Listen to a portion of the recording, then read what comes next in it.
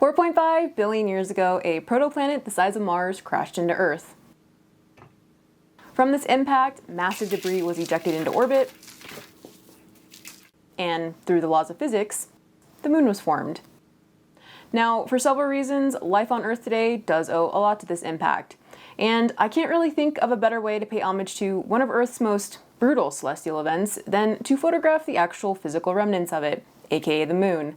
I'm Sarah Matthews, and in this video, I'm going to walk you through how to take sharp photos of the moon from start to finish using a simple astrophotography setup. I'm then going to walk you through how to take those images to the next level by stacking them together using free processing software. So as always, grab a snack and let's dive in.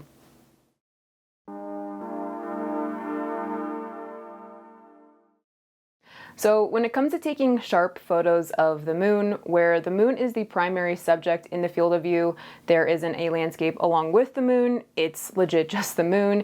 And where you can start to see some craters on the lunar surface or some mountain ranges, there are a few pieces of equipment we're going to need, many of which you may already have in your photography arsenal. The first item I'm going to go over, of course, is something to capture the images with. And today I'm going to be using this saucy DSLR from Canon. It's a very beginner-friendly DSLR. It's a very basic DSLR. That being said, you can use any DSLR that you have or a mirrorless camera variation. The important bit here is just making sure that you have a camera that you can use in manual mode settings, and this is because the moon is very bright, and we want to make sure we are properly exposing the moon in our images. And also the moon is moving and the Earth is rotating, and we aren't going to be using a star tracker or any other type of tracking mount to account for these movements. And so being able to control the shutter speed to make sure we're getting very sharp photos and not blurry ones as the moon moves is going to be muy importante for us. We will go over the exposure settings in greater detail later on, but just make sure that you're using a camera with manual mode settings. Next, we're going to need a camera lens, and ideally you want to use something with at least 200 millimeters or more of equivalent focal length for your camera sensor size.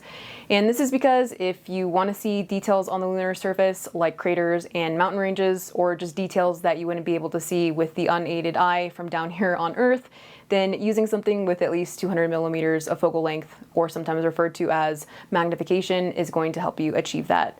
For this video, I'm using a zoom lens. It's a 75 to 300 millimeter zoom lens, and I will be using it at 300 millimeters of focal length. I like this lens because it's fairly inexpensive, at least compared to other glass out there, and it's also fairly lightweight. And you can use it in both auto and manual focus modes. The gear I'm using today overall isn't the highest end of gear. It's actually pretty budget conscious, so yeah.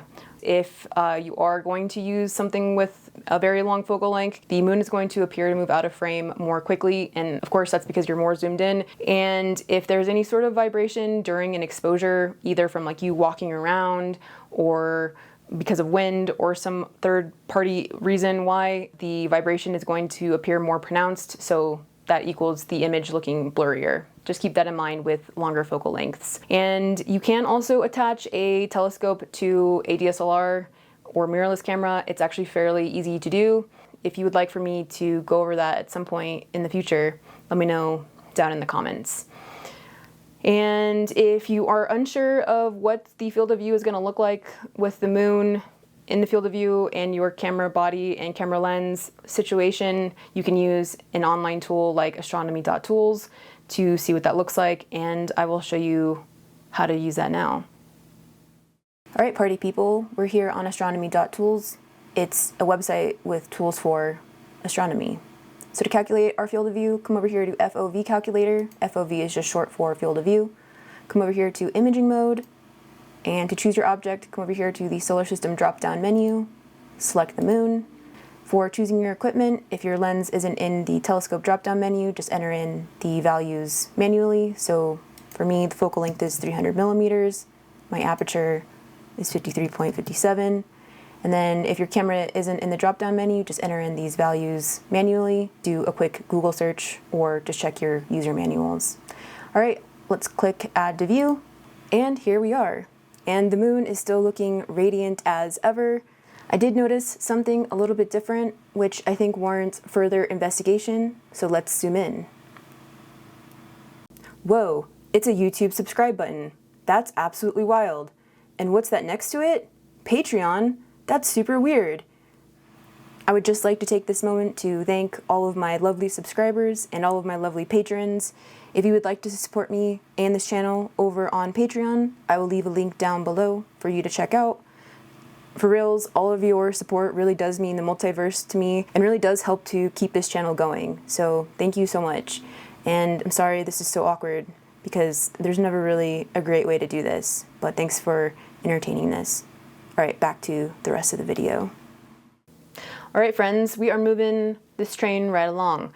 So the next item we're gonna go over is a tripod, and we need a tripod because, again, we're trying to take super sharp images and we need to minimize the vibrations that might occur during our imaging session. So the tripod I am using is this Moment travel tripod, but you can use any tripod that you have. And if you don't have a tripod, you can get innovative and just place your camera and camera lens on a flat, hard surface. And that's at least going to be better than taking handheld photos because those are going to probably end up pretty blurry. But unless you're kind of going for that whole blurry abstract look, then definitely do that. But you probably wouldn't be watching this video then. So yes, use a tripod, and I will be using a ball head to attach that to my camera.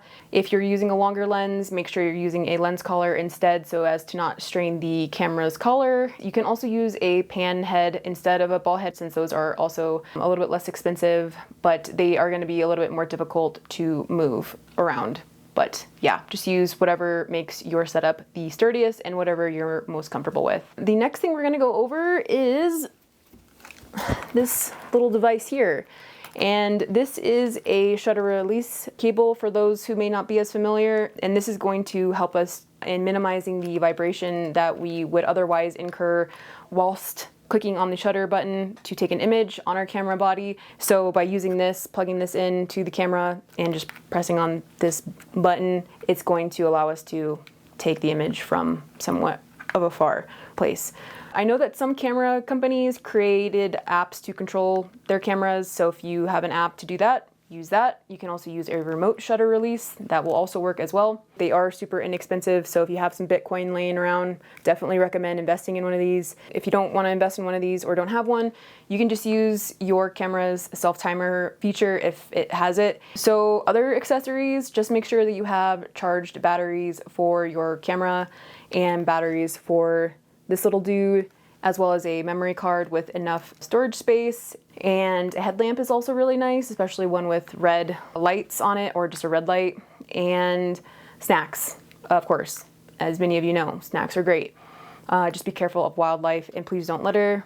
And other than that, just, you know, some optimism and happiness. Let's move on to the next segment of this video.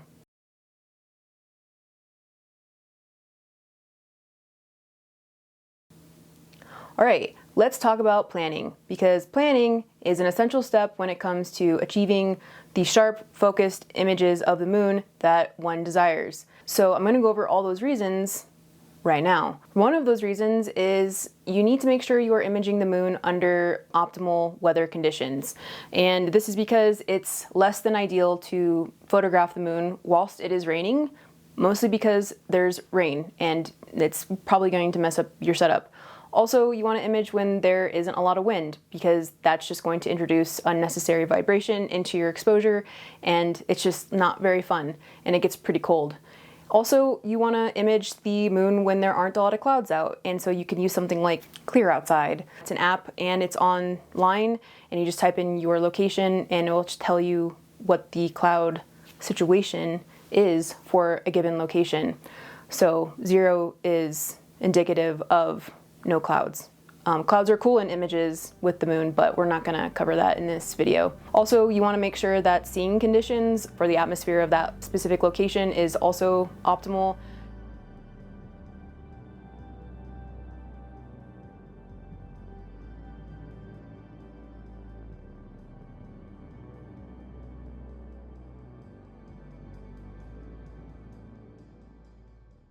Light pollution isn't as much of an issue because the moon is already so bright, but one of the reasons why you might want to image the moon away from a city is because there is just more heat throughout the day generated in an area, and it's just going to rise up during the day, and it's going to make everything look all wobbly, and that's just going to make your images look blurry. It's also important to consider what phase of the moon that you want to image. There are 8 phases, and each phase reveals different perspectives of the moon, as well as the amount of illumination that the moon is receiving as it orbits around the Earth and as it goes through its lunar cycle every 29.5 days.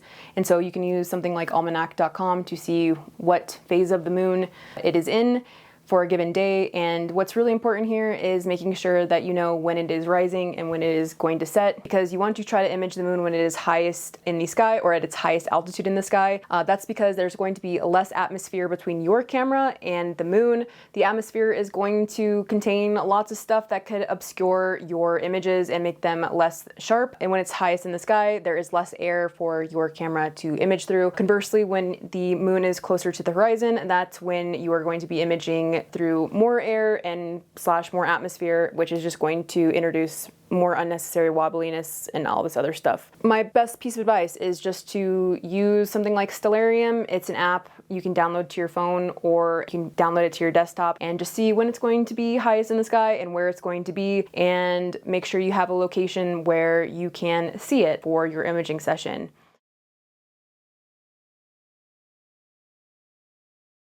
All right, we have arrived at our imaging location, which is, of course, outside. And by outside, I mean the inside of my office.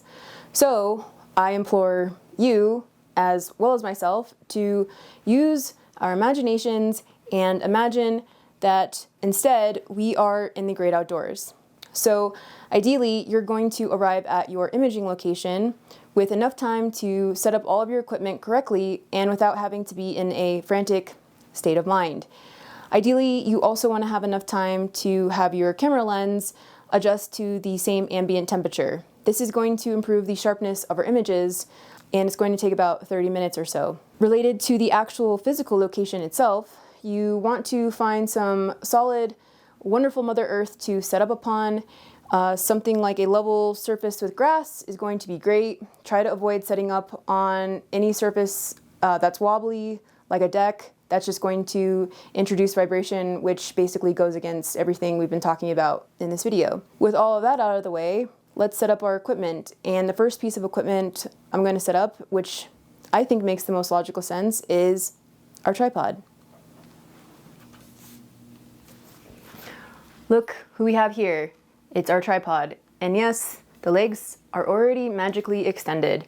I do apologize in advance. It's not really in advance, I suppose, that you can't really see, or not really, you can't see the entirety of the setup due to my filming setup's field of view. So when you're extending the legs of your tripod, make sure they're extended enough away from the ground to try to avoid any heat rising up from the ground that could obscure your setup, make your image blurry just due to turbulence. But you don't want it so far up that it throws off the stability of your setup. You still want a fairly low center of gravity. And on that point, you don't want to use the center column, like literally at all, because that is just going to give you not a stable setup. All right, next, let's attach our ball head, or your pan head if that's what you're using instead.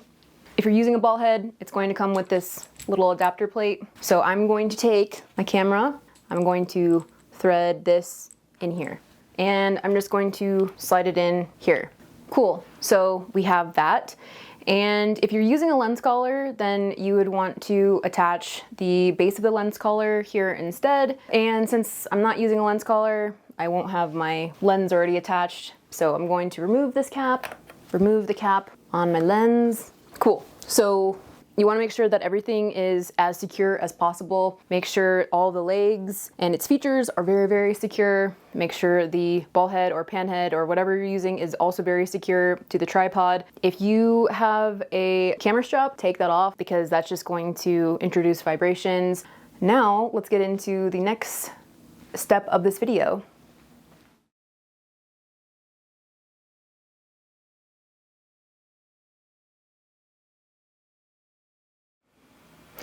Next, on this exciting quest, we are going to make some adjustments to our camera's settings. First, we need to make sure we are taking and storing our image files in raw image format. Raw files are going to contain all of the raw ingredients that we need to process the images later on. So for example, raw image format allows us to adjust the white balance and dynamic range of the shadows and highlights in our images in post, which is great. JPEGs will take up less space. This is true, I cannot deny it, but these files will have compressed data, whereas raw files will not have compressed data. And so when it comes to just about any type of astrophotography, taking and storing your images in raw image format is always what I recommend. Next, if your camera and/or camera lens has image stabilization, be sure to turn it off on both devices. We're not going to need this because we are using a tripod. However, if we were taking photos handheld, then we would want to keep that on. Next, to reduce vibrations from the mirror mechanism on a DSLR, you can use the mirror up mode. If you don't have this on your DSLR, try enabling shooting in live mode. Next, let's set the camera mode to full manual mode, indicated by the M. And then after that, we can change the focus to manual focus, both on your camera and camera lens if it is indicated. Next, let's change the white balance to daylight. It doesn't really matter since we're shooting in RAW and we can change it in post, but I just like to do it anyways. Last, I do find it helpful to use a visual grid on my camera when I'm looking at the field of view. You don't have to do this, but this will help your images to have the moon in the same general area after having to reposition your frame as the moon moves, which is going to be really important when it comes to processing our images later on and we try to align them. If the moon moves too far throughout our imaging sequence, then sometimes the process of registration or image alignment may fail. Again, I just like to use the visual grid.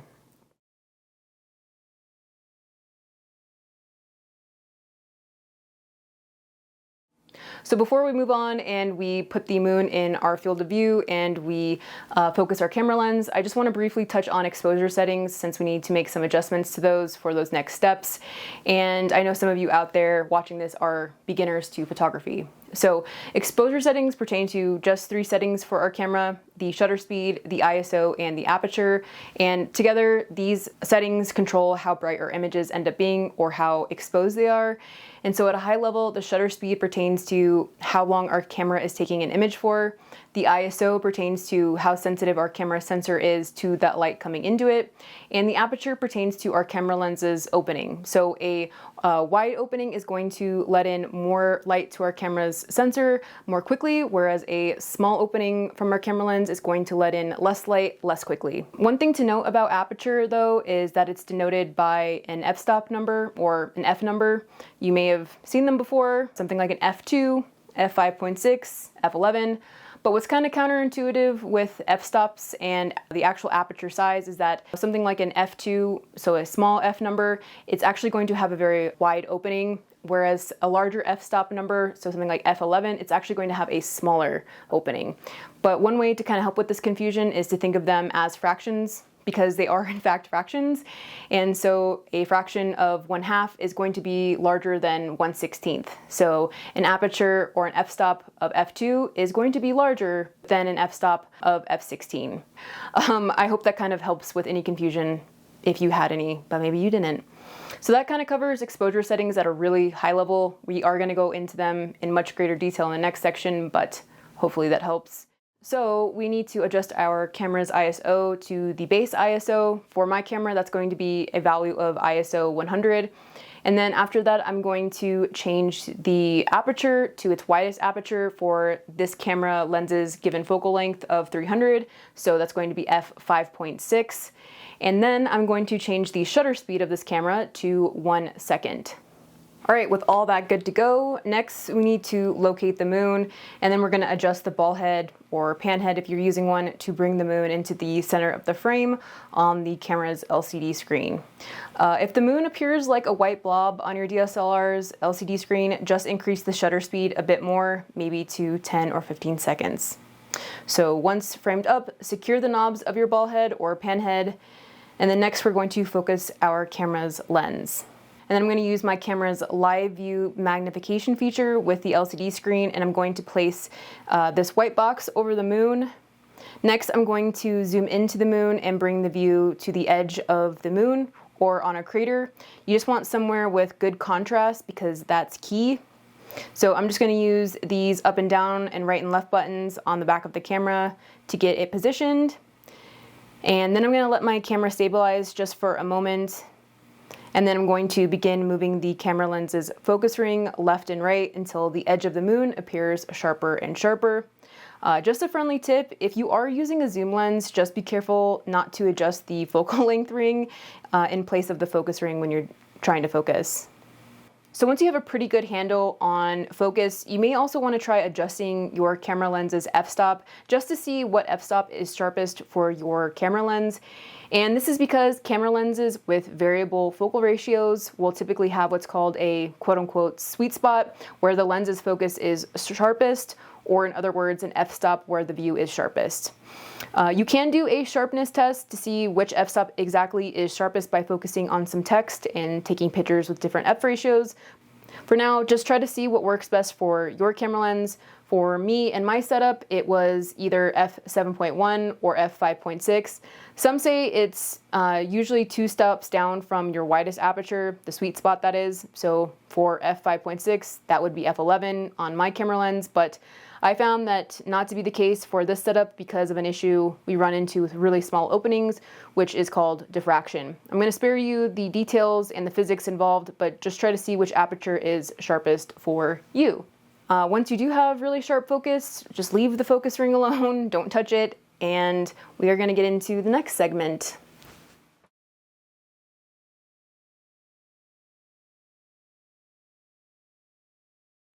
All right, moving right along, we are going to determine what our camera's exposure settings should be for our imaging session. So again, those exposure settings are shutter speed, ISO, and aperture. And we are going to take all of those settings and try to underexpose the moon ever so slightly in our images. We also want to make sure we are using a shutter speed that is fast enough so that we don't have any motion blur from the moon moving throughout the night sky and the Earth's rotation. And we also want to make sure we are using our camera lens's sharpest aperture so that we have super sharp images of the moon. That being said, we want to make sure we are experimenting because experimentation is going to be the key here. I will provide some starter exposure settings just based off of different lunar phases, but if you really want to get the best images possible, again, experimentation is going to be key. And the reason for this is because there are a lot of different factors that are going to impact what your exposure settings should be from one imaging session to the next.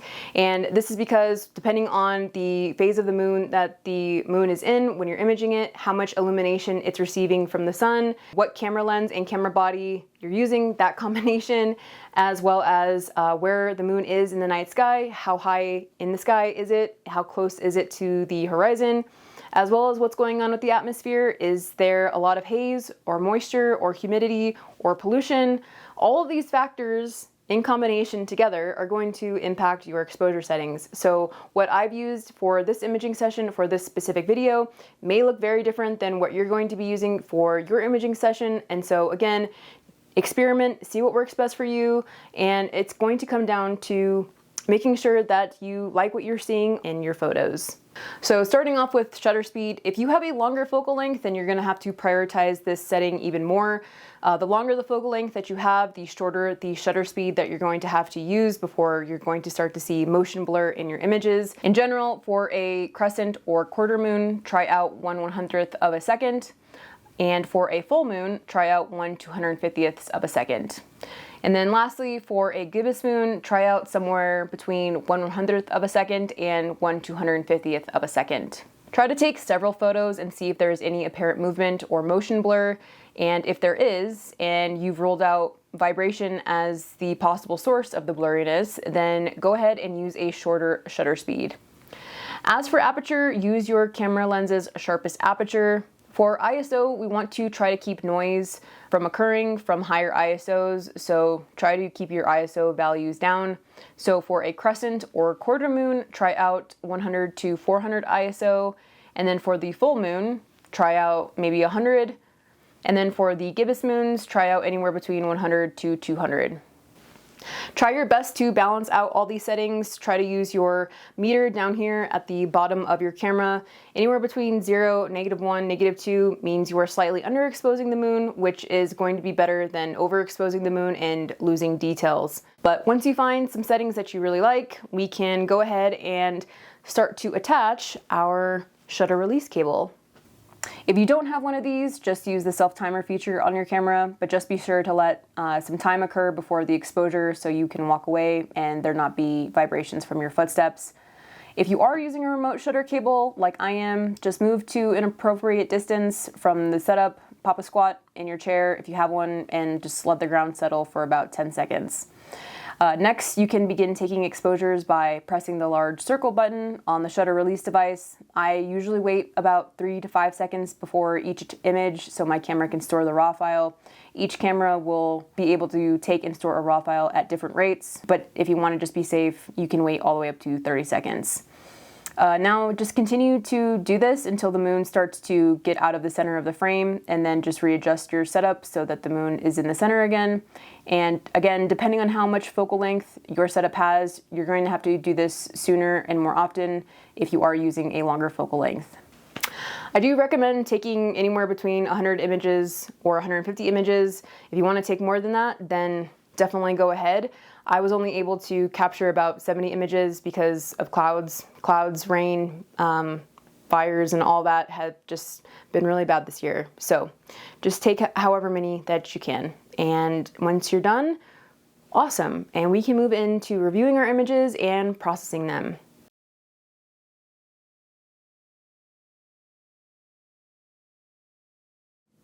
All right, so I've taken my memory card out of my camera and inserted it into this Kingston Nucleum adapter since my Mac doesn't have a slot for my memory card. I've gone ahead and moved the image files from my memory card onto an external hard drive. I'm using this SanDisk 2 terabyte one. Okay, so file organization. So at least on this hard drive, the astro data is stored under this data overarching folder, and then I have it organized by year. Under 2023, I have another set of folders, one with the moon already listed. So under moon, I also then have everything listed by the months. And so since I took these images or this video in May 23rd specifically, I have everything broken down here. I have a total of 80 raw images, and just a note that the CR2 file here is a raw file. It's just a type of Canon raw image file. You might have a .cr3 if you're using a Canon as well, but if you're using a Nikon, it'd be .nef, and if you're using a Sony, it's going to be .arw, in case there's any confusion. So again, yes, 80 total images here. I'm going to review them,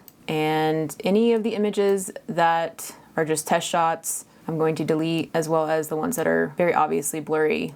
So this was a test shot, it's very underexposed. Same with this one and this one. Now this one's blurry and you can't see anything here or here or here. And I think we're getting kind of close. I think that's still a test shot. I think this is where everything starts to get framed up and is good to go. Everything before this guy here, I'm gonna delete. Move to trash. So just go through all of your images, do the same thing that I just did, and we will begin the pre-processing side of things.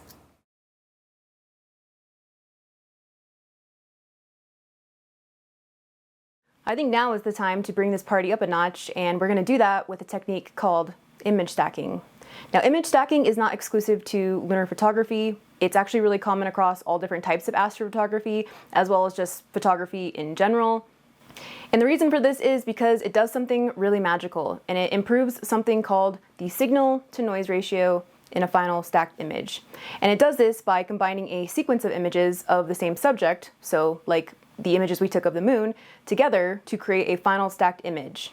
So what this process basically does is it increases the amount of signal, or the amount of light from our imaging session, and it reduces the amount of noise in our final stacked image. So signal, in this context, pertains to the light from our subject, or the moon. So the photons from the moon coming and hitting our camera sensor. But it can also pertain to unwanted signal, like, I don't know, light pollution. So essentially, the more images that you have in your imaging sequence stacked into a final stacked image, the more you're going to have more signal, the more you're going to have more data, the more you're going to have to work with later on, and being able to apply different processes like sharpening without having it all corroded and look all weird. You're also just going to have more details, and it's just going to look better. Noise, on the other hand, occurs from several different factors within our camera sensor, like fixed pattern noise or dark current noise, and this makes our image look really grainy and just makes it not look very good. So we want to try to minimize as much noise as possible. So you can improve the outcome of your final result if you end up using image stacking, because signal to noise is going to increase by the square root of the number of images in that stack. So to kind of give you a real world example, take for instance we have an imaging sequence with 9 images in it. If we stack those images together, it's going to improve the signal to noise ratio by a factor of 3 in our final image. Now if we have an imaging sequence with 100 images, it's going to improve the signal to noise ratio by a factor of 10, and so on and so forth. But a word of caution. It's not all about having a final stacked image with the best signal to noise ratio. It's also important to make sure you're only including images into that imaging sequence with the highest quality possible. And by quality, I mean sharpness. Sharpness is going to make sure our final stacked image has as many details as possible. Images that are poor in quality or are not very sharp are usually a result of when turbulence was higher. And this is why we put so much emphasis on planning and making sure we were imaging the moon when it was highest in the sky, when atmospheric turbulence was low, and also why we put so much emphasis on making sure we were using the right equipment so we could reduce vibrations. So it's really going to come down to this balancing act of only incorporating the highest quality images into your image sequence, but also making sure you have enough signal in that imaging sequence so that you can actually have something to work with later on. So let me show you what I'm talking about in greater detail. Let's go ahead and download Siril to our computers. I'm here on Siril.org. Siril is an astronomical image processing tool, and it's also free and it's also awesome. So if you want to donate, you can up here. What's cool about Siril is that we can pre-process our images, which means we can align and stack them, and we can also use Siril for post-processing our data. So for example, we can take our final stacked image and apply sharpening, histogram stretches, and other processes to them, which is super rad. Let's go ahead and download Siril version 1.2.0-RC1, or whichever the latest version is when you're watching this video. Just be sure to download the correct package for your operating system. Alright, so once you have it installed, go ahead and open it up, and it's going to look like this. The first thing that we're going to do is assign a home directory for Siril. So I'm going to come over to this little house, and you can put your home directory anywhere, but this is basically where Siril is going to place all of the data or the image files that it creates for any of the processes that we're going to do. Just make sure it's in a location where you have enough storage and where you're going to remember them. And I'm just going to create a Siril folder, create, okay, and you should see that home directory updated here. And let's start pre-processing. So the first step is going to be converting our raw files into FITS files and creating an image sequence of all those converted files. Let's load in all of the images that we looked at in our first passive image assessment by clicking on that plus button. So under raw for me, again, I've already deleted all of the images that I needed to that were very obviously overexposed or super blurry or were test shots. So just make sure that you did that and that you're not including any of them in this selection of images. Then once you have all of the images loaded in, under sequence name, go ahead and give your sequence of images a name. I'm going to name it Moon. I'm going to keep it at FITS images. If you're not familiar with what FITS are, it's just a file format that stands for Flexible Image Transfer System. It's commonly used in astronomy. I will keep symbolic link checked, and then for debear, I'm also going to check that. So in most cases with DSLRs or just colored cameras in general, before light hits your camera's light sensor, it's going to pass through a filter that looks something like this. And each element in this array corresponds to a photosensitive element on the camera's light sensor. Now, in order for our software here to interpret and display our color image correctly, it needs to know what this pattern is, and then it can algorithmically reconstruct the color image. Otherwise, for raw images, they would just be monochrome. Okay, so we have everything good to go. Press convert.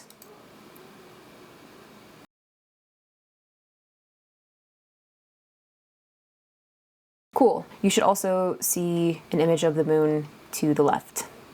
Next, let's go over to the sequence tab. You should see the name of the sequence that we just created here automatically, but if not, you can search for it. you just want to make sure that it is selected. And you can just glide right over calibration. We're not going to be doing any calibration steps for this processing workflow. So under the registration tab, this is where we're going to align our images. And the term to register, at least in the context here, is basically synonymous with align.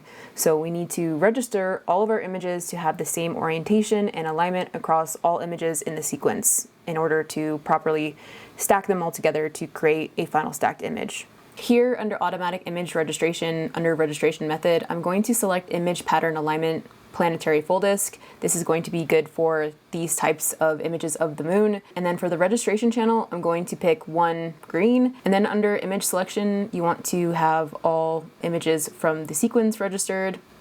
Next, I need to draw a box in my image here that contains the placement of the moon, and this box needs to have large enough dimensions to encompass the placement of the moon, not only in this image here, but for every image and where the moon is throughout your sequence.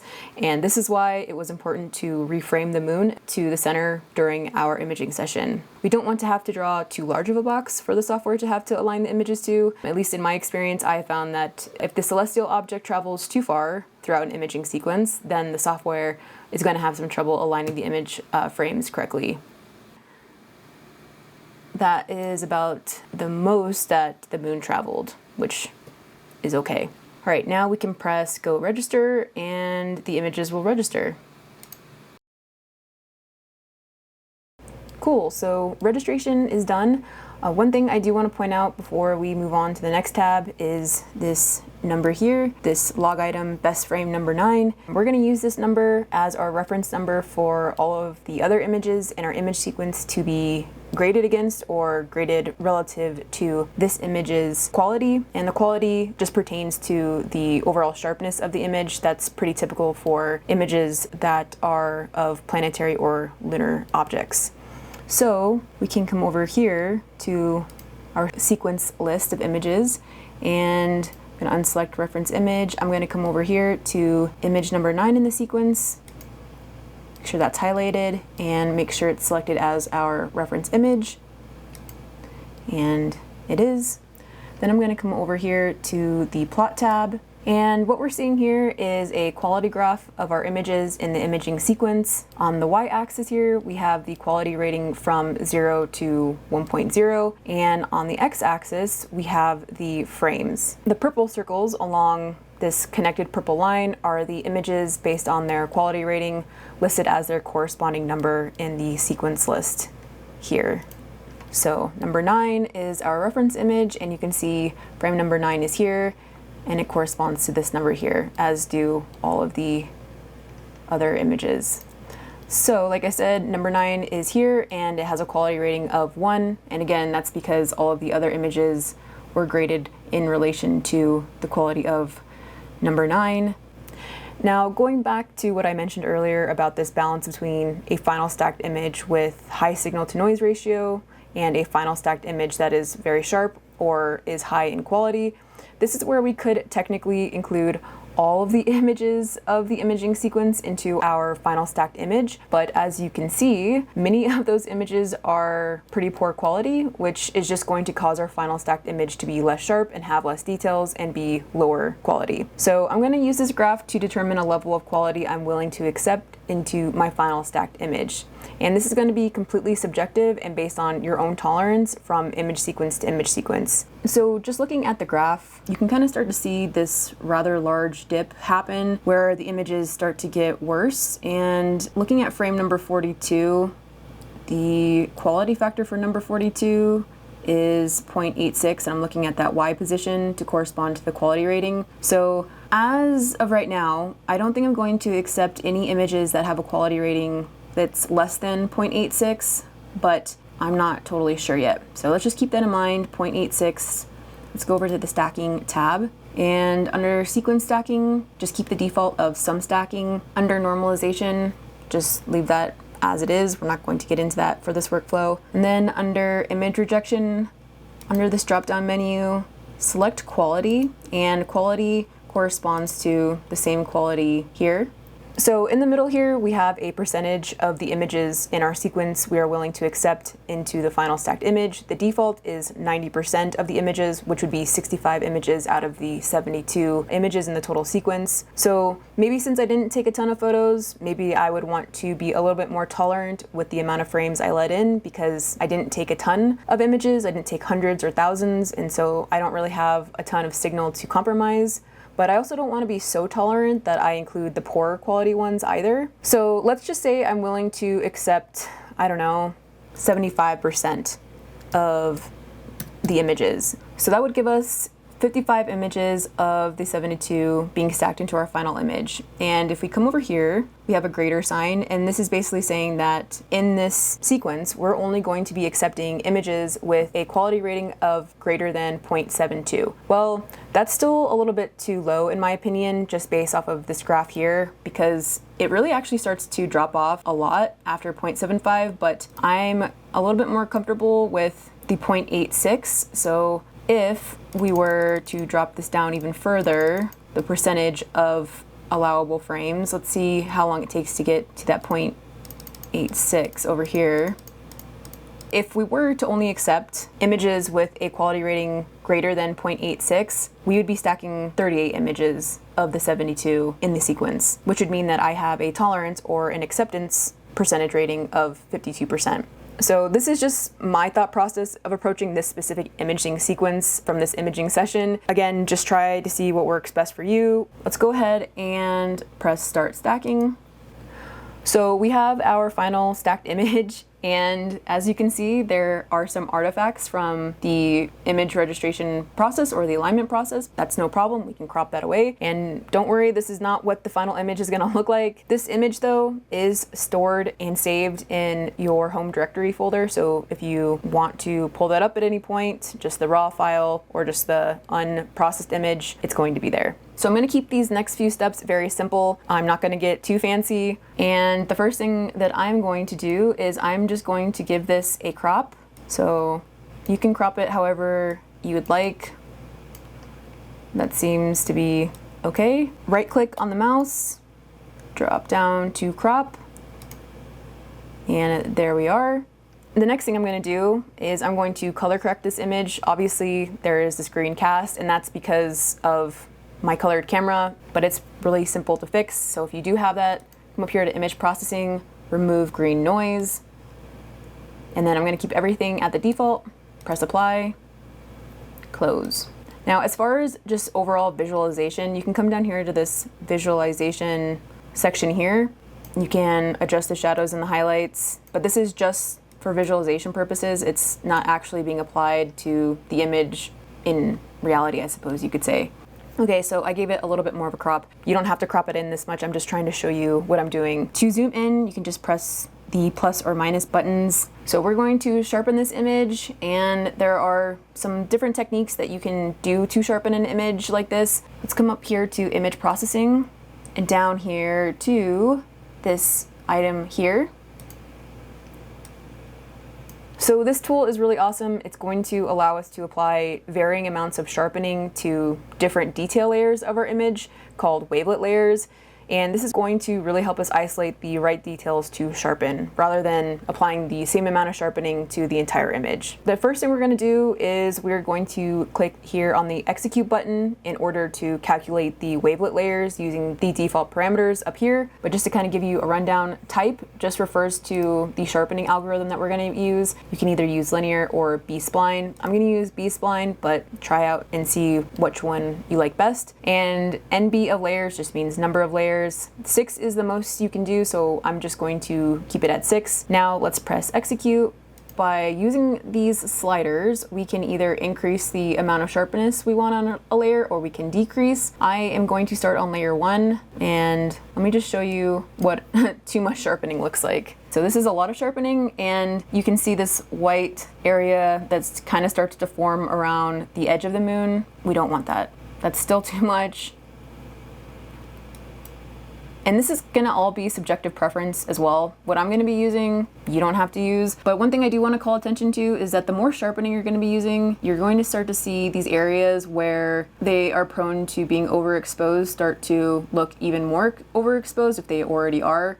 So just be careful of that. I'm not gonna be using masks here to protect that, but that is one way that you can avoid that.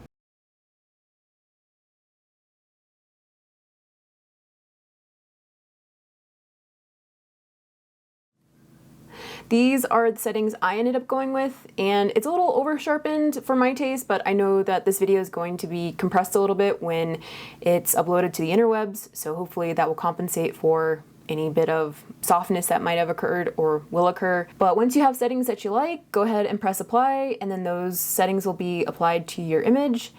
And here's the final image. I'm pretty happy with this. And if you wanted to increase the saturation levels, you could do that as well. There are a couple other processes you could do, but overall, I'm pretty happy with this. So to save the image, you could just press save, but I would recommend coming over here to this little arrow and you can save it. It's kind of like a save as. You can change the name, keep it at 32-bit, and keep this setting down here the same, and you're good to go.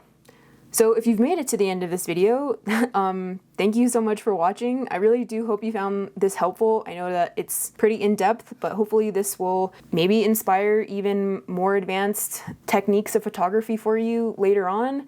But as always, I really appreciate all of your support. It really does mean everything. I hope that until the next video, you guys all have very clear skies. Thanks, guys.